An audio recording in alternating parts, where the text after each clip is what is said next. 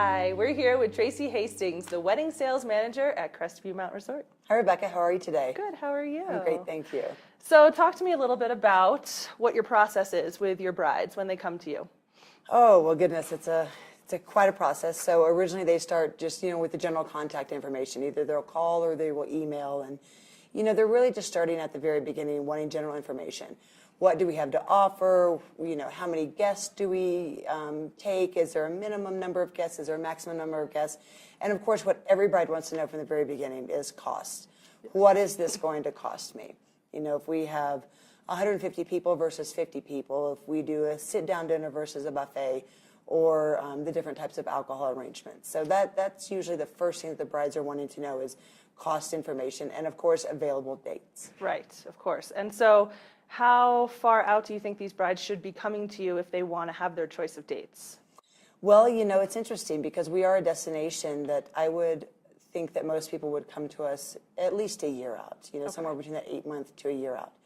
However, I think with the internet these days and the quickness of brides being able to get information and resources, a lot of them are taking their planning time and shortening that considerably to the 6 to 8 month time range. So actually, early spring, we do get a lot of inquiries for summer weddings, which is quite surprising. That is surprising. It is. And by that point, I'm sure you're pretty booked. We are booked, but because we have so many different venues and options for brides, we can usually find something that will fit their needs and their styles. So, right. The Friday and Sunday weddings are becoming a lot, very, very popular these days. Yes, I've noticed. So how many venues do you guys have? We have anywhere from 5 to 7 different venues. And every year we are trying to create new wedding ceremony and or reception sites. I've got 3 different ones that I'm hoping to work on this year. Oh, nice. And I just think it's good to keep growing and to be able to keep offering brides and grooms different options because not everybody wants the same thing. Right. And that's the unique thing about weddings is that they're all the same in that, yes, you do have 2 people getting married and celebrating their love. However, what each bride is looking for is definitely distinct and unique to her and the groom's personality. So are they all outdoor venues then on the mountain or? A little bit of everything, yes. Okay. We have the rustic log cabins that are outdoor venues. We have hay fields that you can kind of get married in the middle of in the middle of an aspen grove. You can get married in a state-of-the-art ballroom as well. So we have a little bit of everything for everyone. And how many people do you think is your max in your largest venue? 350. 350? 400, yeah. Okay. Have you had a wedding that big? We have. Oh my gosh. Yes. That's big. It's fun. Yeah, I bet. You never get to see the same guest twice, which can be fun. Yes. Or on the other end, you always get to see the same guests. You always run into the same guests, which doesn't make any sense with 400 people. Right. That's always interesting. So in terms of other offerings for your venues, how much do you guys provide?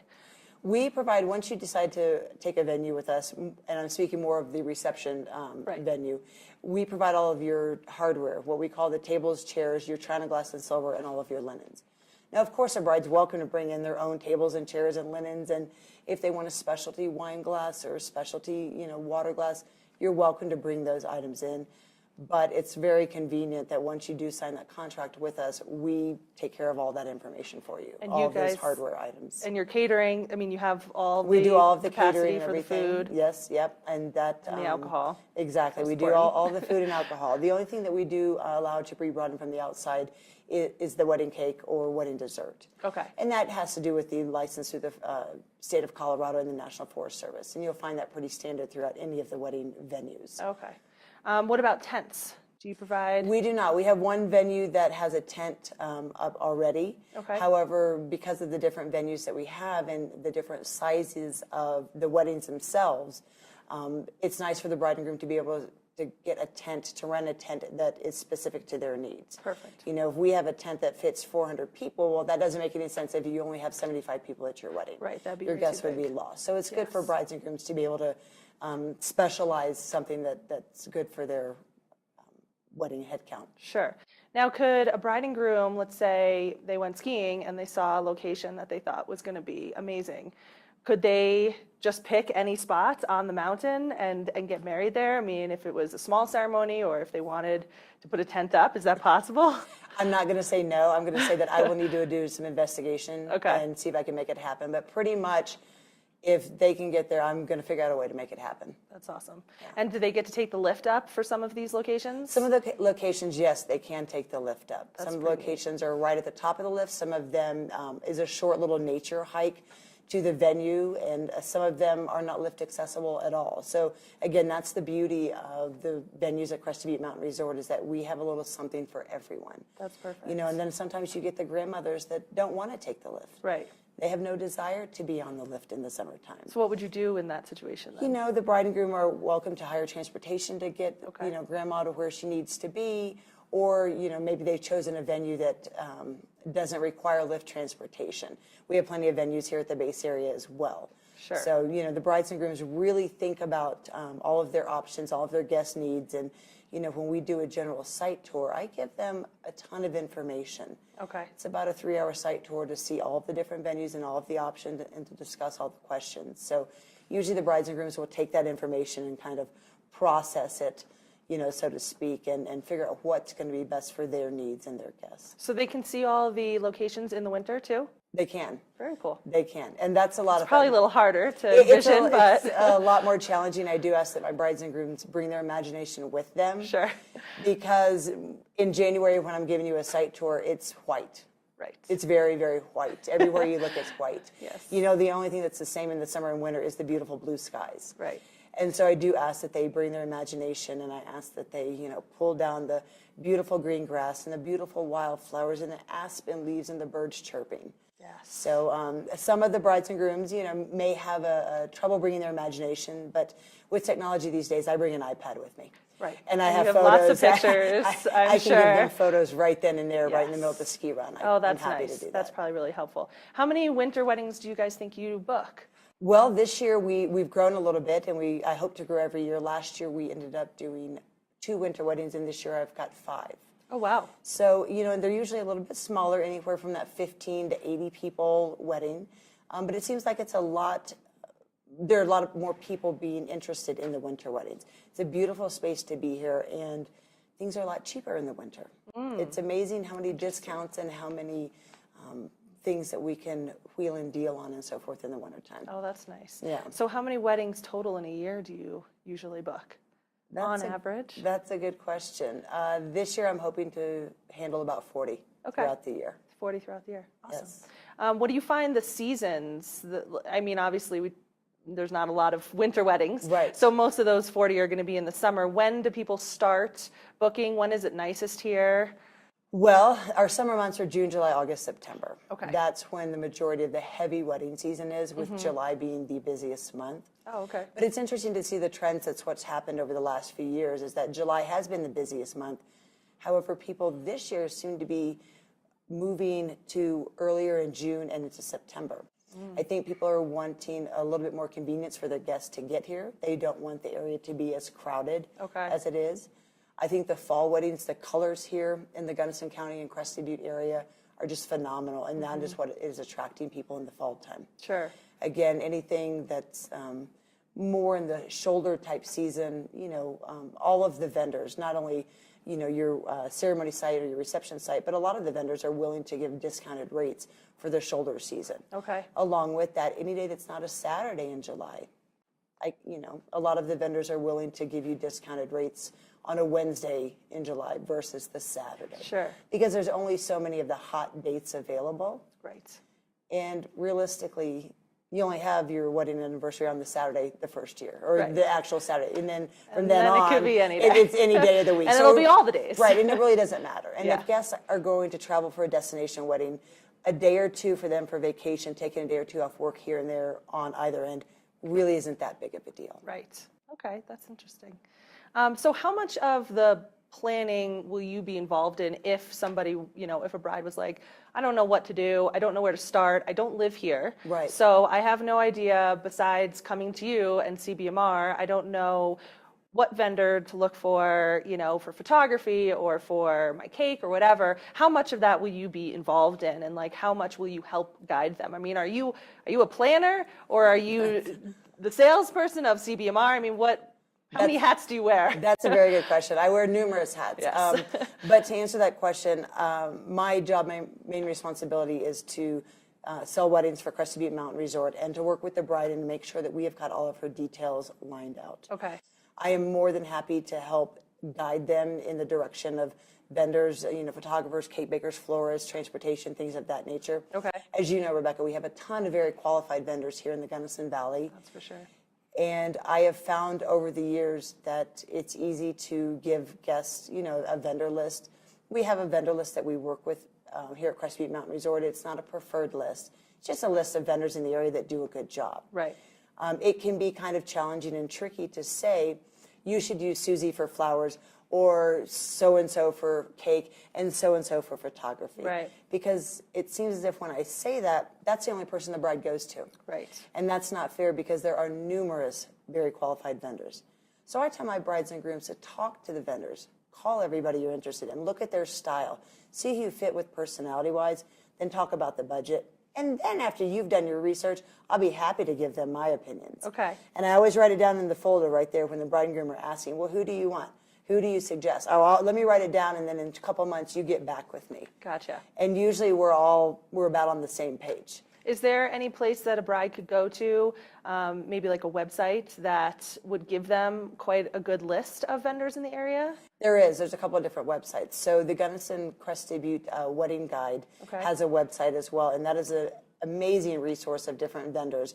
And it has everybody in there that's related to wedding in some way, shape, or form, whether it's activities or a service provider just for that day. Okay. So there's numerous options right there. And then, of course, the Crested Butte Mountain Resort website at skicb.com has some information. But do I help the bride get down the aisle? Yes, I do.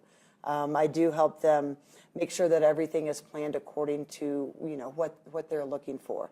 I make sure that their tables and chairs are set out appropriately, that the centerpieces are set out the way that they have talked about, and things of that nature. So you will actually help them maybe in their creation of, say, the look of the whole room, the decor that they want. I can definitely help and give some advice. It's interesting these days because, again, with technology, a lot of brides come and they've already got an idea as to what they want to do. Their Pinterest board. They've already got that set. They want these colors. They want this. They definitely don't want this. Right. And I'm helping to help guide them and steer them in the right direction. And make sure everything's set up day Correct. of. Correct. Do you work with a lot of the wedding planners that are in the Valley? I do. Do you tend to? Okay. So I do. I work with all of the wedding planners very closely. So you're kind of doing a little bit of everything, but there's plenty of time where the wedding planner will come in and actually be setting up the decor, making sure the centerpieces are looking right. You're making sure that she's there doing that job and running the whole show. The thing about it is, if we haven't put the tables in place where they're supposed to be, the gift table, the cake table, or the guest tables, if we haven't set them up the way that the bride and I have discussed, then her other vendors can't come in and do their job. Right. The cake baker cannot come in and put the cake on the correct table in the right spot, or the florist can't put the flowers out. So, basically, I have to make sure that the baseline of the hardware of the function is set before any of the other vendors come in order to keep making it pretty and keep decorating and so forth. You have a lot of work to do. I do, and it's a lot of fun. How did you get into this business? Well, my dad had always said, if you're good at something, stick with it. Okay. And I found at a very early age that I was very good at planning parties. Nice. I happened to fall into our sorority party planner position in college, and it just kind of started from there. When I got out here to Crested Butte, like everybody else, you worked a couple of different jobs, and one of those jobs was working here at CBMR in the food and beverage department. And then I ended up getting a raise and a promotion, and I ended up becoming the banquet manager here. So I ran all of the large banquet functions. Oh, wow. What we call, back in the olden days.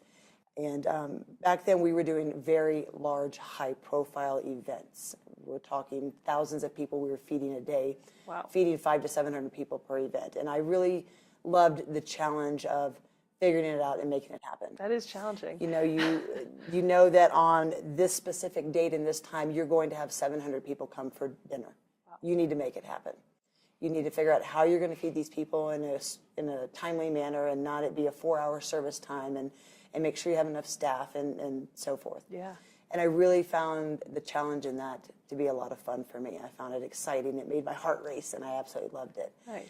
And then I helped with my first wedding here back when Giovanni's restaurant was still in business. And back then there were 150 people came in and they were all dressed up, and there's a 6-tiered cake, and people were in tuxes and high heels, and it was a big to-do. And I just walked in, and just as a server, and my mouth dropped. I was in awe. I could not believe. And everybody was smiling and having a great time and dancing, and they were eating amazing food, and they had these fun drinks, and it was just so fun. That's awesome. And so with that, the next year I started letting folks know that I wanted to do more weddings here and so forth. And so being the banquet manager, I just kind of started taking over weddings, and it just kind of evolved from there. Wow. So I've been doing this, I don't know, I'd say since, I don't want to date myself. Many years. I don't want to date myself. We'll say since the early 90s. Okay. We'll just leave it at there that. There we go. And, nice. It's interesting to see the different trends that come and go and so forth. And yeah. Do you find that you have a lot of those high-end weddings? Is it a real good mix of the Colorado casual to the black tie events, or what are most people doing these days? That's a very good question. We have the mix. It is very interesting to see. Because we have so many different venues, I can have multiple weddings at one time. Sure. And so there will be a day that we will have, like you said, the Colorado casual wedding, that everybody's in jeans and cowboy boots and tennis shoes and very casual, very laid back. Mm-hmm. On that same day, within 2 miles away, we will have the 5-star plated black tie, stiletto heels, nothing but fur event. Wow. So it's very interesting. I have a really challenging time figuring out what to wear that day. Yeah. Because I go to all of the events, I'm just not quite sure which way I should go. Right. But yes, we do a little bit of everything. And I think that's one of the benefits about Crested Butte Mountain Resort, is that we do have a venue that fits your needs and your budget. Now, do you tell the bride, if you wear stiletto heels and you have an outdoor wedding, it can be challenging walking? It's funny. I give people, I have this list of helpful hints and tips and tricks and so forth. Sure. And all I can do is give people the hints and tell them what I know and let them go from there. The pointier, the more they dig into the ground. More chances of them getting stuck on the deck, or, walking and your shoe stays there and you keep walking. I mean, we've seen it all. Yeah. Definitely. Cool. Well, thanks. This has been a ton of information. Thank you. It's really been a ton of appreciate you fun. taking the time. Thank you for having me. Signing off.